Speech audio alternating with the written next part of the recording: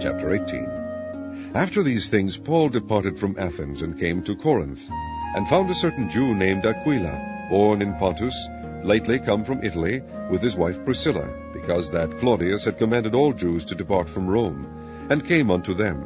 And because he was of the same craft, he abode with them, and wrought, for by their occupation they were tent-makers. And he reasoned in the synagogue every Sabbath, and persuaded the Jews and the Greeks. And when Silas and Timotheus were come from Macedonia, Paul was pressed in the Spirit, and testified to the Jews that Jesus was Christ. And when they opposed themselves and blasphemed, he shook his raiment, and said unto them, Your blood be upon your own heads, I am clean. From henceforth I will go unto the Gentiles.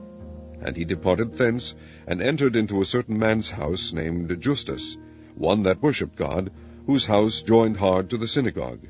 And Crispus, the chief ruler of the synagogue, believed on the Lord with all his house. And many of the Corinthians, hearing, believed, and were baptized. Then spake the Lord to Paul in the night by a vision. Be not afraid, but speak, and hold not thy peace. For I am with thee, and no man shall set on thee to hurt thee, for I have much people in this city. And he continued there 1 year and 6 months, teaching the word of God among them. And when Gallio was the deputy of Achaia, the Jews made insurrection with one accord against Paul, and brought him to the judgment seat, saying, This fellow persuadeth men to worship God contrary to the law. And when Paul was now about to open his mouth, Gallio said unto the Jews, If it were a matter of wrong or wicked lewdness, O ye Jews, reason would that I should bear with you. But if it be a question of words and names, and of your law, look ye to it, for I will be no judge of such matters. And he drave them from the judgment seat. Then all the Greeks took Sosthenes, the chief ruler of the synagogue, and beat him before the judgment seat. And Gallio cared for none of those things.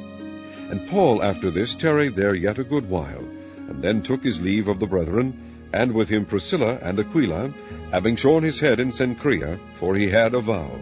And he came to Ephesus, and left them there. But he himself entered into the synagogue, and reasoned with the Jews.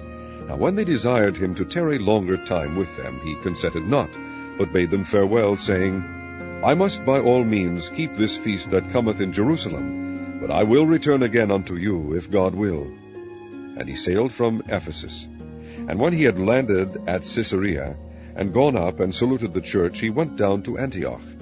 And after he had spent some time there, he departed and went over all the country of Galatia and Phrygia in order, strengthening all the disciples.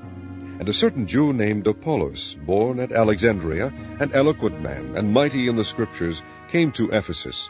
This man was instructed in the way of the Lord, and being fervent in the Spirit, he spake and taught diligently the things of the Lord, knowing only the baptism of John. And he began to speak boldly in the synagogue, whom when Aquila and Priscilla had heard, they took him unto them, and expounded unto him the way of God more perfectly. And when he was disposed to pass into Achaia, the brethren wrote, exhorting the disciples to receive him, who, when he was come, helped them much which had believed through grace. For he mightily convinced the Jews, and that publicly, shewing by the Scriptures that Jesus was Christ.